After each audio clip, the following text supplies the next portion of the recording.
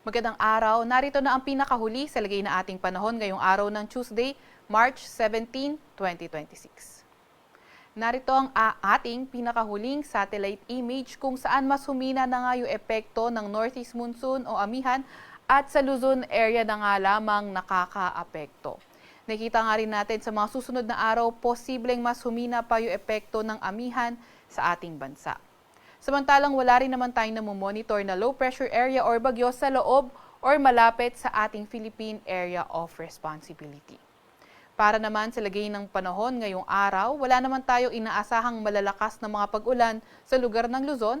Gayunpaman, maulap na papawirin at mga may hinang pag-ulan ang dala ng amihan sa lugar ng Batanes, Cagayan, Isabela, Apayao, pati na rin sa may Aurora.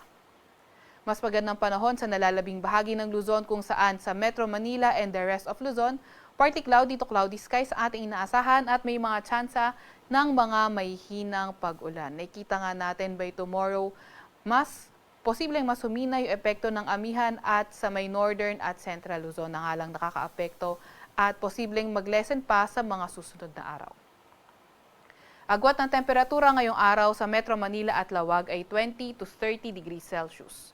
13 to 22 degrees sa may Baguio, 19 to 28 degrees Celsius sa may Tagaytay, 20 to 29 degrees Celsius sa may Tugigaraw at 21 to 30 degrees Celsius naman sa may Legazpi.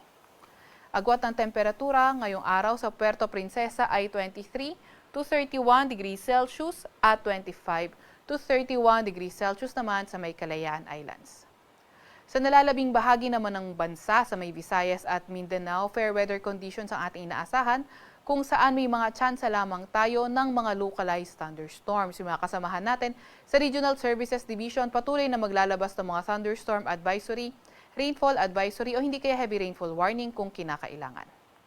Agwat ng temperatura ngayong araw sa may Iloilo, Cebu at Cagayan de Oro ay 24 to 32 degrees Celsius. 23 to 32 degrees Celsius naman sa may Tacloban, 24 to 33 degrees Celsius sa Davao at 23 to 33 degrees Celsius naman sa may Zamboanga.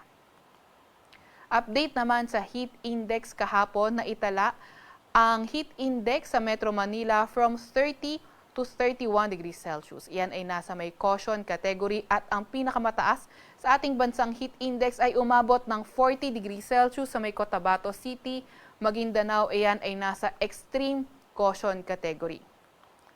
Ngayong araw naman, tinataya ang heat index sa Metro Manila ay maglalaro mula 31 to 32 degrees Celsius, nasa caution category pa rin, at ang pinakamataas na posible maging heat index ngayong araw ay 40 degrees Celsius sa lugar pa rin ng Cotabato City, Maguindanao at iyan ay nasa extreme caution category. Wala pa rin naman tayong nakataas na gale warning sa kahit anong dagat baybay ng ating bansa, pero ingat pa rin sa mga papalaot sa Northern Luzon at silangang bahagi ng bansa dahil posible nga yung katamtaman hanggang sa maalong karagatan. Sa Kalakhang, Maynila, ang araw ay sisikat ng 6:03 ng umaga at lulubog ng 6:07 ng gabi.